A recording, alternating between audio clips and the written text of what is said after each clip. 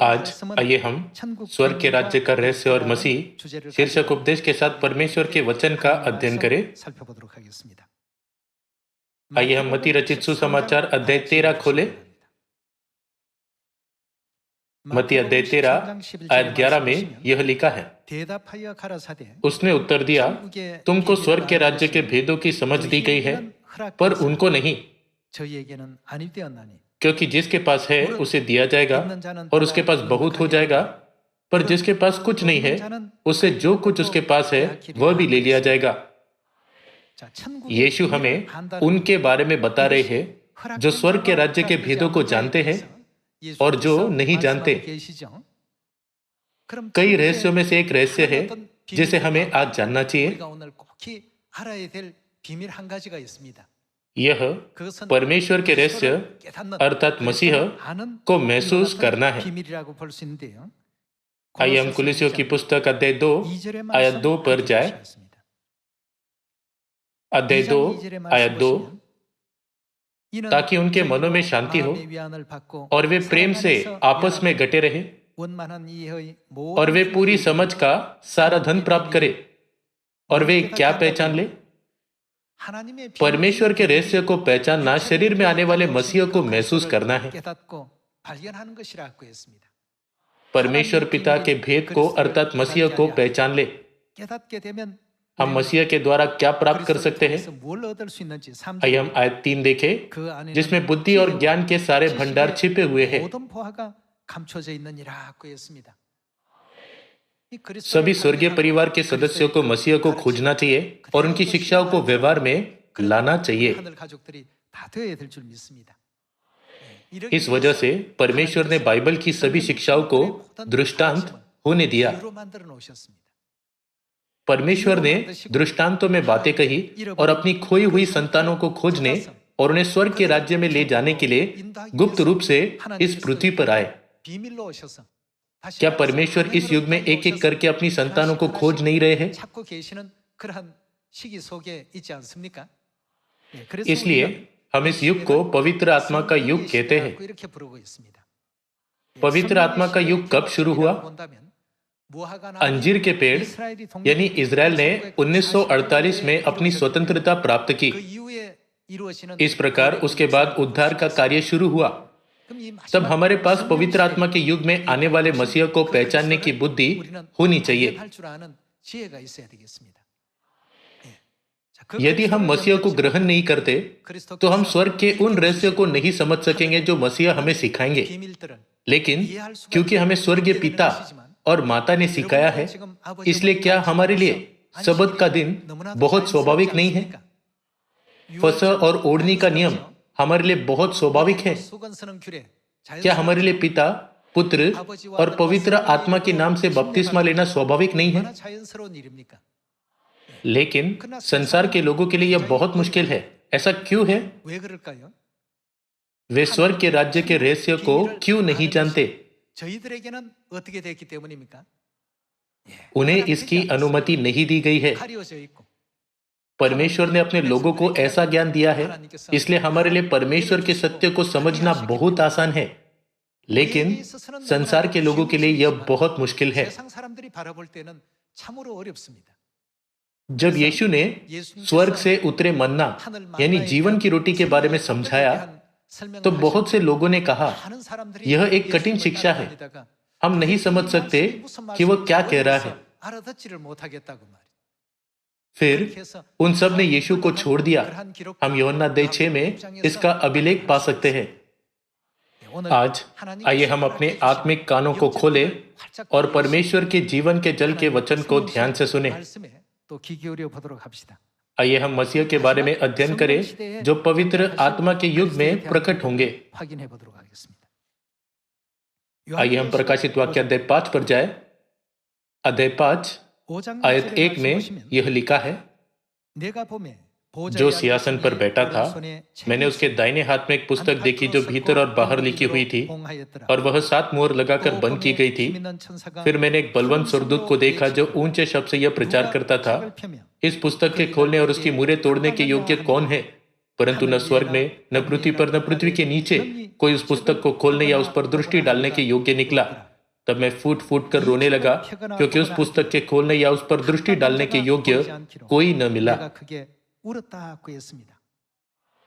प्रेरित यूहन्ना ने यह प्रकाशन देखा। परमेश्वर के लोगों के उद्धार प्राप्त करने के लिए उस सत्य को प्रकट होना चाहिए जिसे परमेश्वर ने बाइबल में छिपाया है। लेकिन सत्य का क्या हुआ? इस पर मुहर लगा दी गई ताकि इसे कोई न जान सके। इसलिए यह सोचकर प्रेरित यूहन्ना का मन टूट गया। फिर पृथ्वी पर कौन बचाया जा सकता है? जब यूहन्ना रो रहा था, तब प्राचीनों में से एक ने आकर उससे कहा। आइए एक बार फिर आयत 3 के साथ जारी रखें। क्या कोई है जो पुस्तक को खोल सकता है? परंतु न स्वर्ग में, न पृथ्वी पर, न पृथ्वी के नीचे कोई उस पुस्तक को खोलने या उस पर दृष्टि डालने के योग्य निकला। आयत 4। तब मैं फूट फूट कर रोने लगा, क्योंकि उस पुस्तक के खोलने या उस पर दृष्टि डालने के योग्य कोई न मिला। इस पर उन प्राचीनों में से एक ने मुझसे कहा, मत रो, देख यहूदा के गोत्र का वह सिंह जो दाऊद का मूल है, उस पुस्तक को खोलने और उसकी 7 मुहरें तोड़ने के लिए जयवंत हुआ है। प्राचीनों में से एक ने प्रेरित यूहन्ना को सांत्वना दी कि केवल दाऊद के मूल के पास ही परमेश्वर के जीवन के वचन को खोलने का अधिकार है। तब दाऊद का मूल कौन है? आइए प्रकाशित वाक्य अध्याय 22 में जाकर देखें कि दाऊद का मूल कौन है। प्रकाशित वाक्य अध्याय 22 आयत 16 में यह लिखा है, मुझ यीशु ने अपने स्वर्गदूत को इसलिए भेजा कि तुम्हारे आगे कलीसियाओं के विषय में इन बातों की गवाही दे। मैं, यीशु ने क्या कहा कि वह कौन है? दाऊद का मूल। प्रकाशित वाक्य अध्याय 5 में यह कहता है, दाऊद का मूल उस पुस्तक को खोलने और उसकी 7 मुहरें तोड़ने के लिए जयवंत हुआ है। तब परमेश्वर के रहस्यों को सुलझाने के लिए किसे आना चाहिए? दाऊद के मूल यीशु मसीह को अवश्य ही आना चाहिए। जब प्रेरित यूहन्ना ने इस प्रकाशन को देखा, तो यीशु का, जिनका जन्म बेथलेहम में हुआ था और जिन्होंने नासरत में अपनी सेवकाई पूरी की थी, स्वर्गारोहण हुए लगभग 60 वर्ष बीत चुके थे। इसलिए यह पहली बार आने वाले यीशु नहीं है, यह दूसरी बार आने वाले यीशु को संकेत करता है। तब हम दूसरी बार आने वाले यीशु को कैसे पहचान सकते हैं? आजकल बहुत से झूठे मसीह हैं, हमें उनमें कैसे अंतर करना चाहिए? यूहन्ना अध्याय 5 आयत 39 के अनुसार, क्या यीशु ने यह नहीं कहा, पवित्र शास्त्र मेरी गवाही देता है? सभी उत्तर बाइबल में है। जब तक मसीह दूसरी बार नहीं आते, तब तक बाइबल कभी नहीं खोली जा सकती और मानव जाति कभी भी सत्य अर्थात स्वर्ग लौटने का मार्ग नहीं खोज सकती। क्या हम इसे प्रेरित यूहन्ना के प्रकाशन के द्वारा नहीं समझ सकते हैं? परमेश्वर ने दाऊद के बारे में भविष्यवाणी को दूसरी बार आने वाले मसीहा से जोड़ा।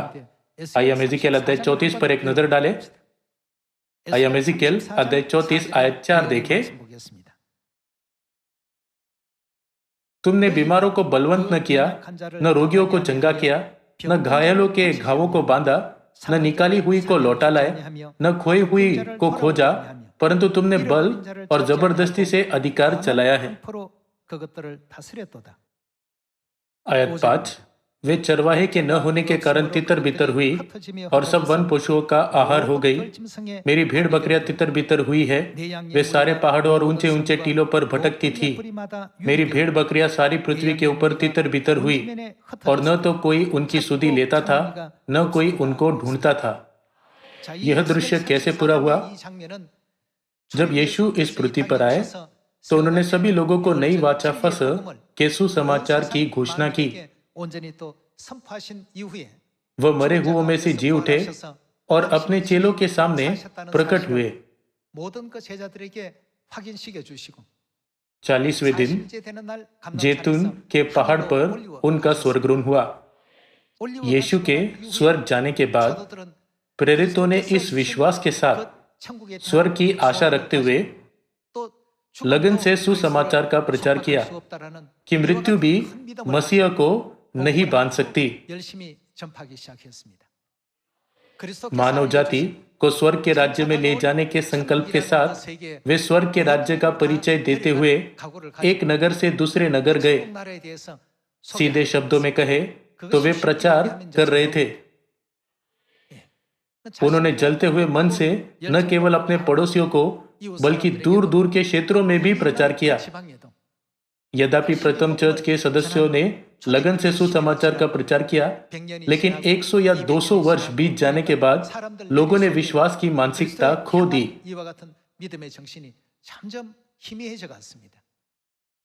फिर 321 ईस्वी में सबत का दिन नष्ट कर दिया गया। उस समय मित्रवाद, जो सूर्य देवता को मानता था, रोम में मुख्य धर्म बन गया। चूंकि यूरोप और एशिया में कई लोगों द्वारा ईसाई धर्म का पालन किया जाता था, इसलिए शासकों ने धार्मिक मामलों को राजनीति में जोड़ने का प्रयास किया। इस प्रक्रिया में रविवार की आराधना प्रकट हुई। इसके बाद 325 ईस्वी में क्या गायब हो गया? फसह को नष्ट कर दिया गया। जैसे हिजकिय्याह अध्याय 34 में भविष्यवाणी की गई है, ठीक वैसे ही परमेश्वर की भेड़ बकरियां सारे पहाड़ों पर भटकती हुई तितर बितर हुई, लेकिन चूंकि कोई चरवा नहीं था, इसलिए सभी त्यागी हुई आत्माएं शैतान का शिकार बन गई। अंधकार के युग के समाप्त होने के बाद इन सभी समस्याओं को हल करने के लिए किसे आना चाहिए? नबी हिजकिय्याह ने भविष्यवाणी की थी कि जब भविष्य सूचक दाऊद प्रकट होगा तो इन सभी समस्याओं का समाधान किया जाएगा। आइए उस दृश्य पर एक नजर डालें। आइए हम अध्याय 34 आयत 6 देखें। मेरी भेड़ बकरियां तितर बितर हुई है, वे सारे पहाड़ों और ऊंचे ऊंचे टीलों पर भटकती थी। मेरी भेड़ बकरियां सारी पृथ्वी के ऊपर तितर बितर हुई, और न तो कोई उनकी सुधि लेता था, न कोई उनको ढूंढता था। क्योंकि कोई भी भेड़ों को नहीं ढूंढता था, इसलिए यह भविष्यवाणी की गई कि परमेश्वर इस पृथ्वी पर शरीर धारण करके आएंगे। आइए हम आयत 9 देखें। आयत 9 में परमेश्वर कहते हैं, इस कारण हे चरवाहो, यहोवा का वचन सुनो। परमेश्वर यहोवा यो कहता है, देखो मैं चरवाहों के विरुद्ध हूँ, और मैं उनसे अपनी भेड़ बकरियों का लेखा लूंगा और उनको फिर उन्हें चराने न दूंगा। वे फिर अपना अपना पेट भरने न पाएंगे। मैं अपनी भेड़ बकरियां उनके मुंह से छुड़ाऊंगा कि आगे को वे उनका आहार न हो, क्योंकि परमेश्वर यहोवा यो कहता है, देखो मैं आप ही अपनी भेड़ बकरियों की सुधि लूंगा और उन्हें ढूंढूंगा। जैसे चरवा अपनी भेड़ बकरियों में से भटकी हुई को फिर से अपने झुंड में बटोरता है, वैसे ही मैं भी अपनी भेड़ बकरियों को बटोरूंगा। मैं उन्हें उन सब स्थानों से निकाल ले आऊंगा जहां जहां वे बादल और घोर अंधकार के दिन तितर बितर हो गई हो। यह बादल और अंधकार के दिन का अर्थ अंतिम दिन है। अंतिम दिन में परमेश्वर अपनी भेड़ों को बटोरेंगे। आयत 13, मैं उन्हें देश देश के लोगों में से निकालूंगा और देश देश से इकट्ठा करूंगा और उन्हीं की निज भूमि में ले आऊंगा, और इजराइल के पहाड़ों पर और नालों में और उस देश के सब बसे हुए स्थानों में चराऊंगा। मैं उन्हें अच्छी चराई में चराऊंगा और इजराइल के ऊंचे ऊंचे पहाड़ों पर उनको चराई मिलेगी। वहां वे अच्छी हरियाली में बैठा करेगी और इजराइल के पहाड़ों पर उत्तम से उत्तम चराई चरेंगी। आयत 15, मैं आप ही अपनी भेड़, मतलब वो क्या बनेंगे? उनका चरवाहा, बकरियों का चरवाहा होऊंगा और मैं आप ही उन्हें बैठाऊंगा। परमेश्वर यहोवा की यही वाणी है।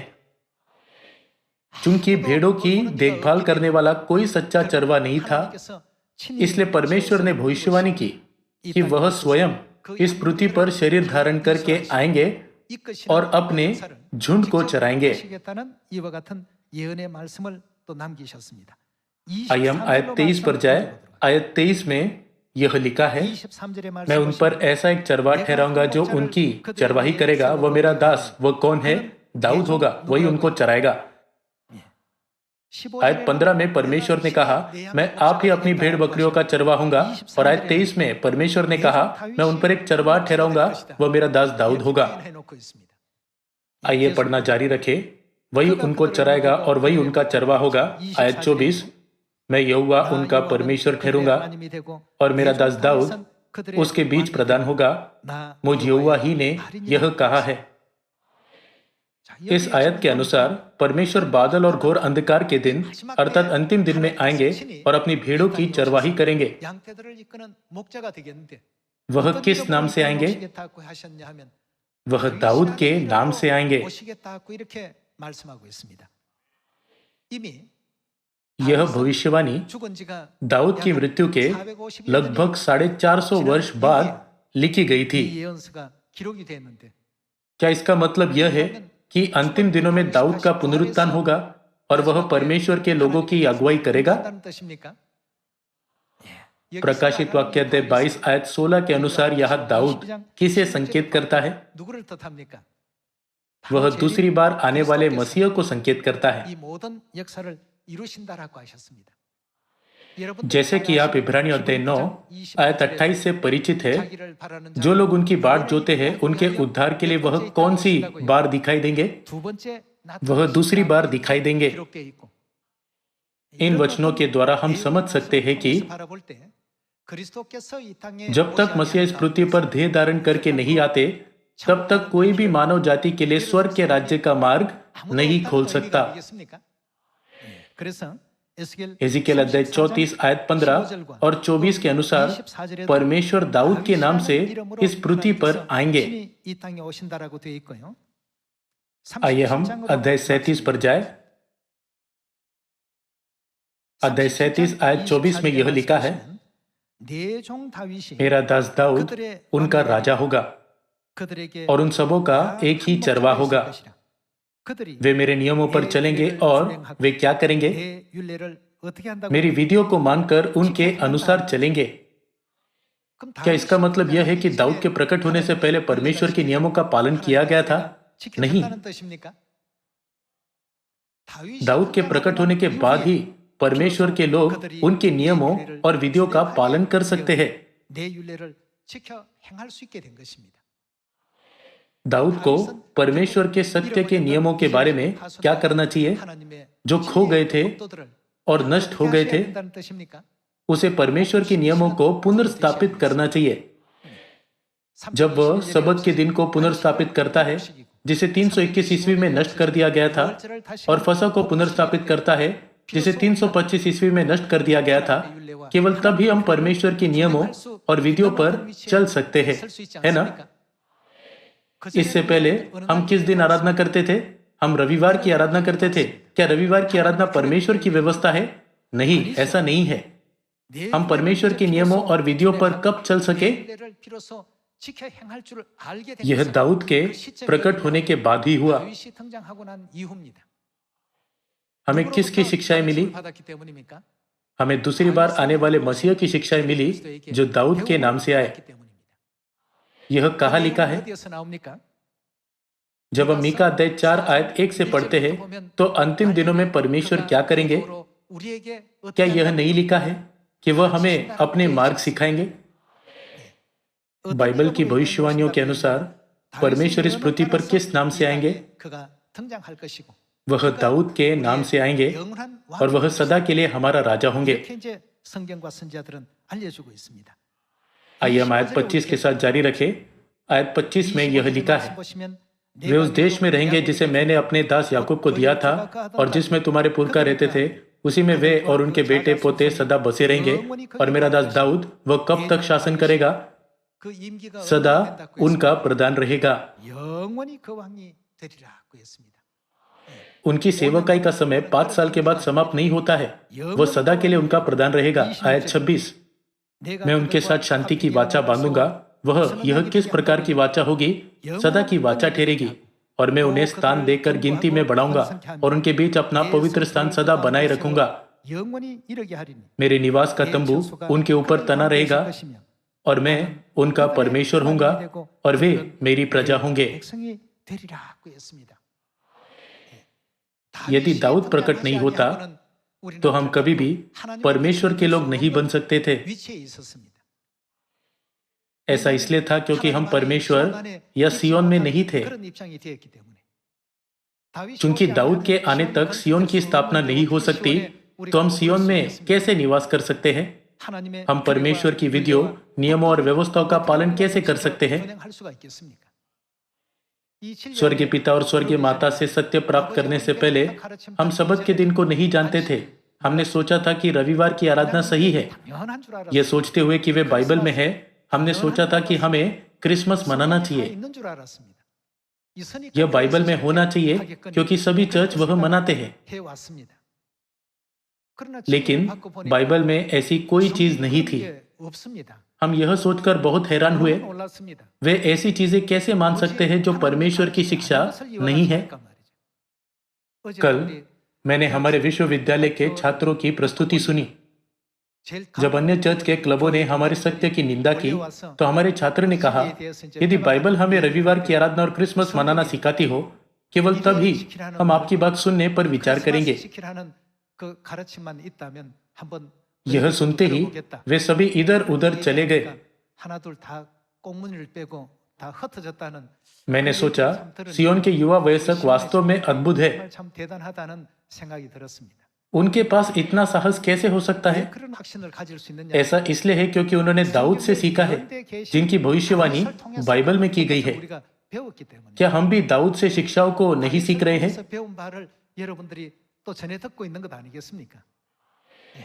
इसलिए परमेश्वर ने कहा, तुम मेरे नियमों और विधियों पर चलोगे। जैसा कि आयत 27 में लिखा गया है, जिन्होंने भविष्य सूचक दाऊद को ग्रहण नहीं किया है, वे परमेश्वर के लोग नहीं बन सकते। परमेश्वर उन लोगों को नई वाचा देंगे जो उनके नियमों और विधियों का पालन करते हैं। मैं उनका परमेश्वर हूंगा और वे मेरी प्रजा होंगे। परमेश्वर हमें इस भविष्यवाणी के प्रति स्पष्ट रूप से जागरूक करते हैं। क्या सदा की वाचा और शांति की वाचा नई वाचा को संकेत नहीं करती? फिर आइए हम जाने कि यिर्मयाह नबी ने नई वाचा को स्थापित करने वाले के बारे में कैसे भविष्यवाणी की। यिर्मयाह अध्याय 31। आइए हम यिर्मयाह अध्याय 31 आयत 31 पर जाए। फिर यहोवा की यह भी वाणी है, सुन ऐसे दिन आने वाले हैं जब मैं। यहाँ कौन बोल रहा है? वह यहोवा परमेश्वर है। परमेश्वर इस्राएल और यहूदा के घराने से वह क्या करेंगे? नई वाचा बांधूंगा। सभी लोगों, क्या यह समझना मुश्किल है? जब कोई कहता है मैंने नई वाचा स्थापित की, तो हमें उसे किसके रूप में पहचानना चाहिए? ऐसे कई शब्द हैं जिनके द्वारा हम आसानी से मसीह को पहचान सकते हैं, परंतु देखते हुए भी वे नहीं देखते, सुनते हुए भी वे नहीं सुनते, इच्छुक होते हुए भी वे नहीं समझते। अतः किसे आना चाहिए? परमेश्वर को अवश्य आना होगा। हम सब कुछ तभी समझ सकते हैं जब दाऊद का मूल आकर हमें सिखाए। तभी परमेश्वर के लोग परमेश्वर की विधियों को सीखने, महसूस करने और उनका पालन करने में सक्षम होंगे। यिर्मयाह अध्याय 31 आयत 31 के अनुसार परमेश्वर नई वाचा को स्थापित करेंगे। पिता के युग में परमेश्वर ने नई वाचा के बारे में भविष्यवाणी की थी। पुत्र के युग में नई वाचा को किसने स्थापित किया? लूका अध्याय 22 आयत 20 के अनुसार जब यीशु ने फसह की रोटी और दाखमधु दी, तो उन्होंने क्या कहा? यह कटोरा मेरे उस लहू में जो तुम्हारे लिए बहाया जाता है, नई वाचा है। फसह मनाते हुए यीशु मसीह ने नई वाचा की स्थापना की। पिता के युग में यहोवा, पुत्र के युग में यीशु मसीह और पवित्र आत्मा के युग में मसीह अनसंग ने अपनी संतानों को नई वाचा का सत्य सिखाया। नई वाचा का क्या हुआ था? इसे नष्ट कर दिया गया था। जैसे दानियल अध्याय 7 आयत 24 से 25 में भविष्यवाणी की गई थी, वैसे ही शैतान ने नियत समयों और व्यवस्था के साथ क्या किया? शैतान ने उन्हें बदल दिया। ऐसी निराशाजनक स्थिति में कौन आएंगे? परमेश्वर ने कहा, मैं इस पृथ्वी पर आकर उनका चरवाहा बनूंगा। मीका अध्याय 4 की भविष्यवाणी के अनुसार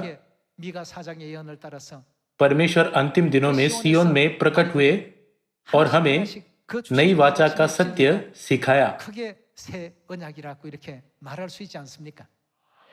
इसलिए परमेश्वर ने कहा, मैं नई वाचा बांधूंगा।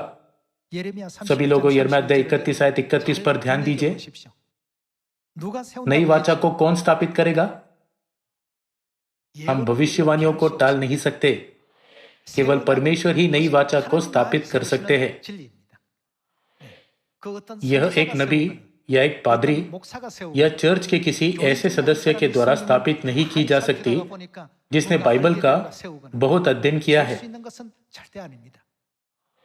भले ही कई सिद्धांत धर्मशास्त्रीय सेमिनरी में प्रकाशित होते हैं, लेकिन उनमें से कोई भी यह नहीं कहता हमें नई वाचा का फसह मनाना चाहिए।